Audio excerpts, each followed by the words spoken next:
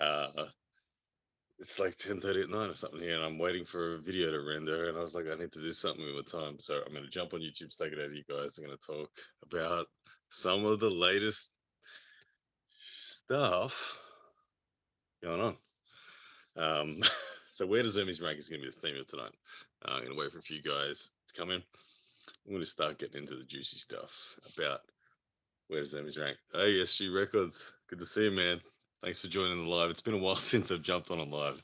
Uh, been a crazy day for me today, so I haven't really a chance to kind of digest what's going on. Hey, Richard Jennings, good to see you, man. Tornike Terashvili, Tornike Terashvili, Tetrashvili. Oh, good name. I don't know what that. He dropped to number 3 in Brisbane. Says, like, yeah, the man. Nicholas Erickson says, I want to see Hermes be Prudnik. There's a lot we need to see about Hermes. The reality is, Hermes was overestimated by a lot of people. I can understand why they did, but the reality is, Alex Cadorette has just shown that Hermes was overestimated. If we look at the facts and take out practice table facts, um, then there aren't really that many. There aren't really that many facts that really support. Hey, Sweden Arm Wrestling TV, good to see you, man. Um, Callum Lamb says, "What is Gennady going to do to him?" That's a good question, but we'll get to that. So the fact is Hermes was overrated, um, and highly projected. I saw a lot of conversations about Hermes being top 4 in the world, and like I said, I can understand why. Um, and here, let me set this grounds first. The reason why a lot of people, I believe, projected Hermes to be top 4 was simply based on his previous record as an arm wrestler. The dude's been an elite arm wrestler for forever. He's come from arm wrestling pedigree. His father was an elite arm wrestler. He's won multiple world championships within his weight category. He was doing huge things. He's always been incredibly successful. Super talented, super technical, super sharp, super fast, super everything that there is to be as an arm wrestler. And because of all that background, and because of the new pancaked version of Hermes that is as heavy as he is, I apologize that as my phone falls off the ledge. My goodness, I hope you guys all had your seatbelts on then. Sorry for that. I caught the phone though, so it's all right. Um, so because of the pancaked up version of him and the huge version that we see in Hermes recently, there was a lot of people saying, projecting his previous abilities onto an extrapolated version of size and strength, and we just made assumptions. A lot of people made assumptions. Of course, Hermes' previous match, this one was Matt Mask, and yeah, he won it. He also lost the round. Um, I don't know. I was never. A lot of people always accused me of being anti-Hermes, and they're probably going to accuse me of it again right now. Because when I saw people ranking him in the top 4, you can find my public comments of me saying, I think Michael Todd, I think Jerry Cadorette, I think Gennady all have significantly more runs on the board than Hermes, and he doesn't deserve a top 4 rank. Um, he deserves consideration for the top 10, but now is he? I don't know. Can you say Hermes is top 10? It's a tricky. There's certainly people in the top 10 that he would look good against, but is he? If we look at all the people out there in the world, we not just look in the top 8, but we add the Michael Todds, we add the Gennady Kvikvinias, we add the Jerry Cadorettes at a minimum. Then we're adding 3 other names to the list of people that really are rightly so ranked above Hermes. Hermes hasn't got the runs on the board in an official capacity. His one video against Vitaly Laletin in Dubai is really what set everyone up to be believing and projecting that he is the man and destined for the top 4. People think that Hermes could do well against Devon, and stylistically, I tend to agree that the speed of Hermes may do wonderfully well against Devon. Devon's probably the highest ranked guy that Hermes could have the most success against. I'm not convinced that Hermes would beat Devon. Certainly not the version that turned up against Michael Todd. But I do believe that Hermes has the capability of being a very big danger to Devon. That said, I think Hermes, from what I've just seen, from what Cadorette has done to Hermes, I believe Dave Chafee would annihilate Hermes. I believe Vitali would annihilate Hermes. I believe, obviously, Levan would annihilate Hermes. I know that Hermes did well against Michael Todd historically in a stylistic sense, but I still believe Michael would beat Hermes. I believe Jerry Cadorette would beat Hermes. I think Trubin would have probably beaten Hermes based on what I saw against Cadorette. Um, Gennady, we're going to get to see that king of the table. Now, it's going to be a big opportunity for Hermes to redeem himself because he was on such a trajectory that everyone was buying Hermes Gasparini shares, um, and he was an 80% favorite in polls to win this match. Everyone had him picked, and yeah, and what he essentially got crushed. You can't really say it any other way. He essentially got crushed. Um, it's not the worst thing. I mean, I do believe Cadorette is someone that will go on in the next 3 to 5 years to truly threaten the number one rank in the world. He's big enough to do that, and he's still evolving as an arm wrestler. So it's really no shame in losing to Cadorette. I think this is a new version of Cadorette, um, and we're still yet to see his ceiling. I think his ceiling is very high. I think Cadorette, from based on what I'm seeing right now, I would have Cadorette to be the favorite against a lot of the names that I mentioned.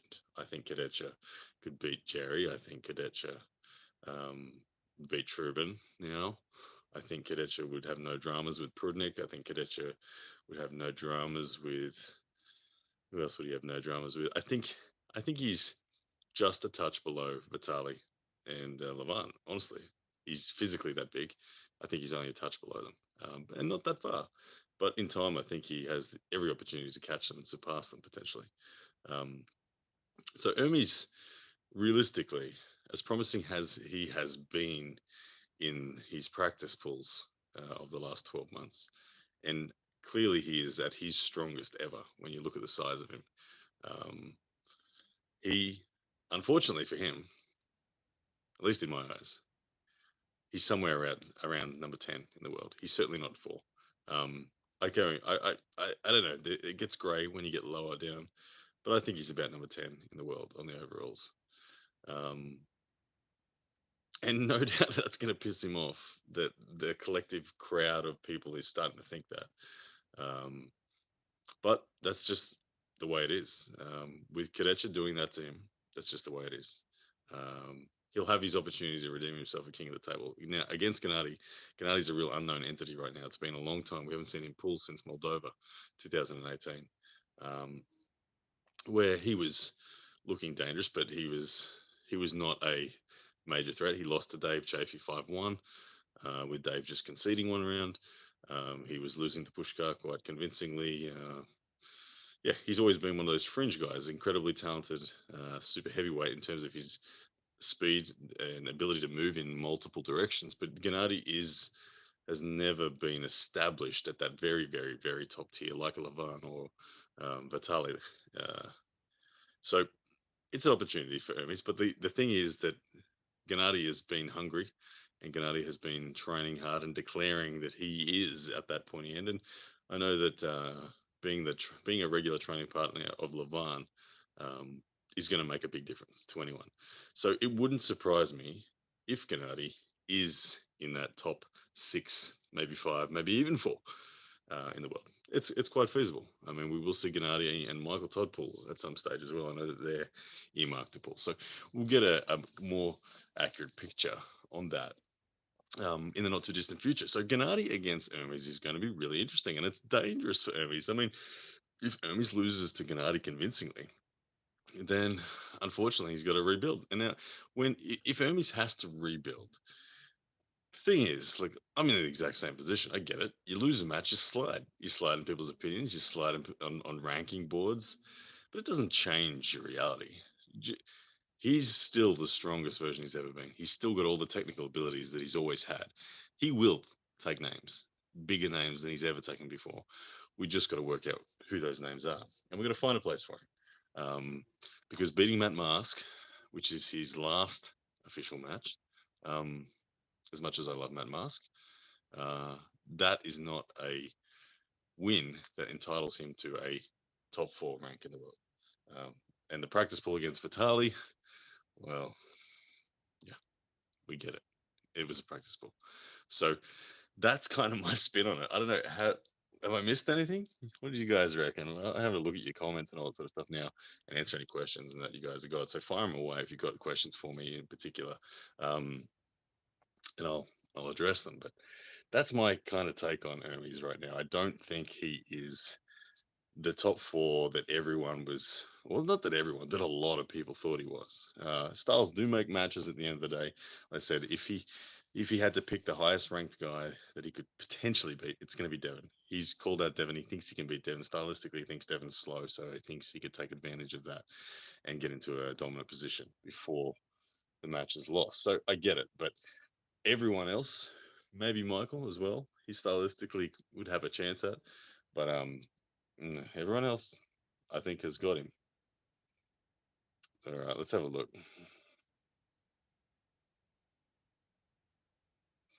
Lots of comments. People saying Kadetcha would lose to Devon. I agree. Kadetcha would lose to Devon. And the reason Kadetcha would lose to Devon is because Devon has long enough levers to still be able to use that superior arm wrestling technical ability. He's more diverse in his position, and he could essentially derail Kadetcha through taking him into deep water, out rotating him, putting on blocks using connective tissue, and achieving a stop. Kadetcha might pin Devon round one. Wouldn't surprise me with the Kadetcha I'm seeing at the moment. But I think over a super match, Kadetcha's inexperience relative to Devon's would be a big, big factor, and Devon would eat him alive in the end. Padnaffle says 209 pounds don't seem to be your natural weight, Mr. Bowen. Do you want to consider dropping down to 86 kilos? Yeah, I've said it. I am going to go. My natural weight is about 95 kilos right now. As we stand here, I'm 96 kilos. Yeah, I've got some room to lean up, and I will lean up. And for as Lottie, I'll probably cut to 86 kilos. And yeah, I've talked to Justin, and I'd love to pull him again. He's always been on my Christmas list of revenge.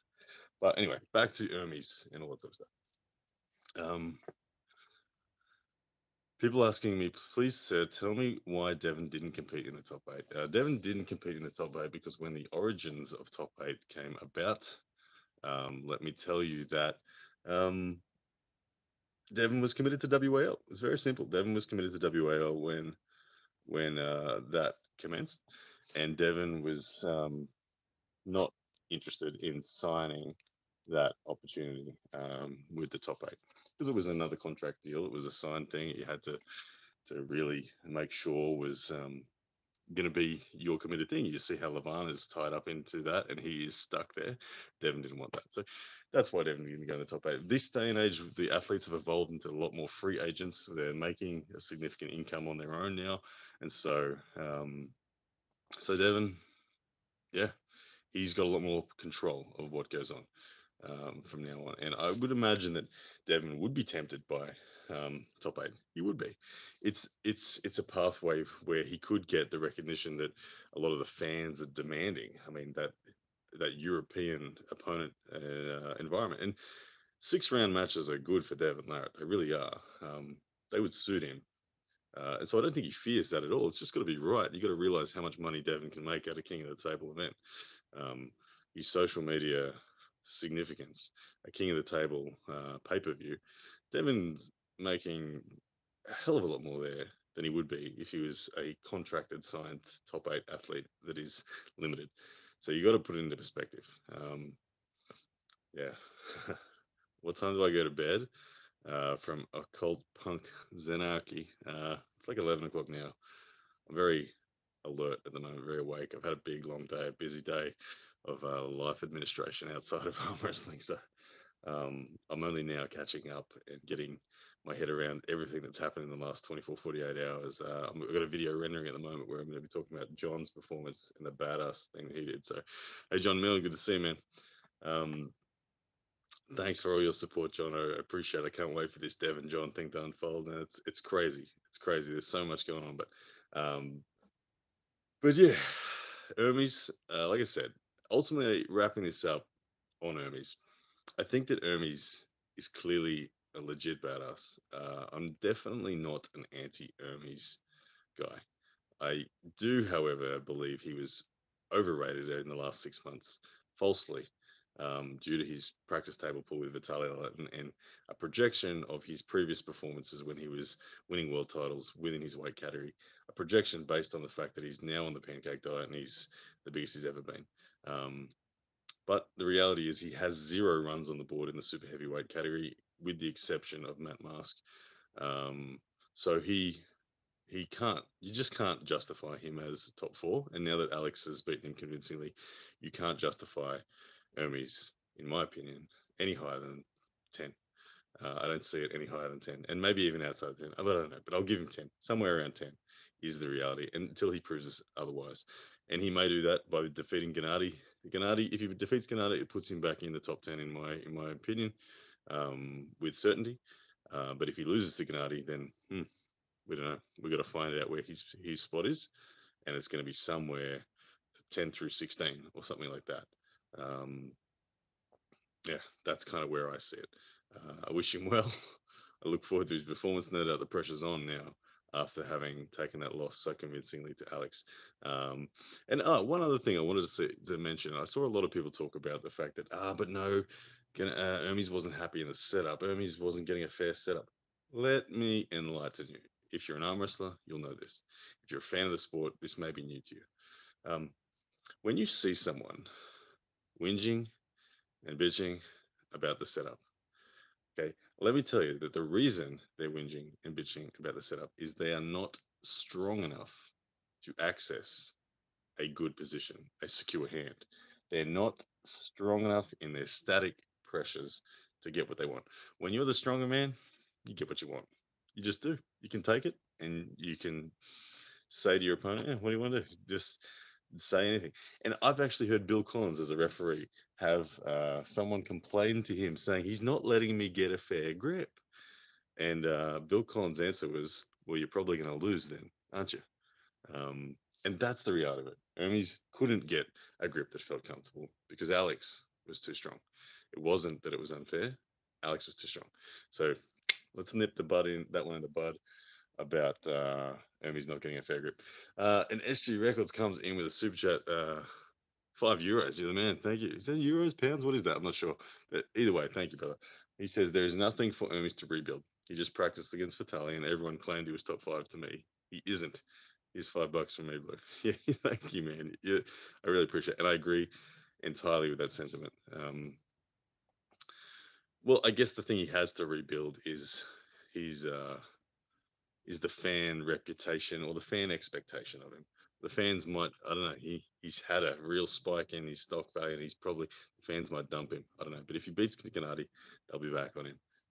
And like I said, I'm a fan of Hermes. He's an incredibly talented guy. He's been incredibly successful in his weight categories for a long time, and he is at his strongest that he's ever been. Clearly, in a physical capacity, he's mega compared to the previous versions of Hermes. So no doubt his potential is significantly higher than it ever has been before. But it is certainly not top four based on what we saw against Alex, and we're yet to determine where he truly lies. So that for me is the answer to where does Hermes rank. All right, let's have a look. Last couple of comments, and then I'm going to head off. But guys, I just want to say thank you very much for tuning in on the live. Thank you for supporting the channel. Really enjoying everything. It's really cool. Looking forward to what's to come. Just a quick random update on me. The next few matches, as this year closes out, I'm going to seek as many Australian super matches as I can. I'll pull anyone that's brave enough to pull me. I'll pull. Um, the focus for me is going to be, in an international sense, is bringing the Bulgarians out here. Spoken to Krasi, spoken to Sasho, spoken to Bojidar. All three guys. I'd love for all three of those guys to come to Australia. If they do, Krasi v Lachlan, me v Sasho, Bojidar v Jordan would be what I would propose. So that is what I'm hoping for in terms of my next international opportunity. I don't know when I get the chance to actually travel personally myself overseas, but it is something that, when it comes about, I will, without hesitation, embrace with both hands. If I'm in the USA, I'd like to go for maybe 6 weeks and pull at least 4 super matches in 6 weeks. Try to take a leaf out of John Brazink's book and just bang out a heap of super matches. Maybe Justin Bishop, maybe Paul Lynn, whoever. 4 guys in that middleweight category that I'm in would be great. BLM, whatever, whoever wants it can have it. If I end up getting over to Europe, again, there's a whole long list of people, middleweights, that I would love to pull in a super match, and I'll do that. So when that time comes, I will be there. But in the meantime, I'm stuck here, and I'm going to fly some international badasses down here, and we'll do some seminars, we'll do some tournaments, and we'll find out what a super match looks like between us all. Yeah. All right, guys. Take care. Thanks again for tuning in. Oh, actually, hang on. Super chat. Sweden Arm Wrestling TV. I almost missed it. I apologize. Sweden Arm Wrestling TV says, I got called delusional when I picked Cadorette to win, and I was proven right. Everybody was, by everyone's silence. Yeah. I'm really sad I didn't put out a prediction video. I didn't put out a prediction video because the match actually crept up on me, and I missed it until it was too late. But I was of the same sort of opinion. I really, after seeing Alex's performances against Ryan Espy and Tobias, I was thinking, oh my goodness, this match is not at all safe for Hermes, and I had it in my eyes. I had it as could go either way with an edge to Alex, and Alex proved me wrong even more so in the sense that he did it convincingly. So I agree with you, Greg, and enjoy that moment of glory and silence in getting that prediction right. And people saying the delusional is a term that gets thrown around a lot in my world, so I'm used to it, man. And yeah, I'm happy for you to take some delusional heat from me every now and then. It's all good. Anyway, all right, guys, take care. I will speak to you guys again soon. Next video to drop for me is John Brzenk is a badass. Don't miss it. All right, guys, bye.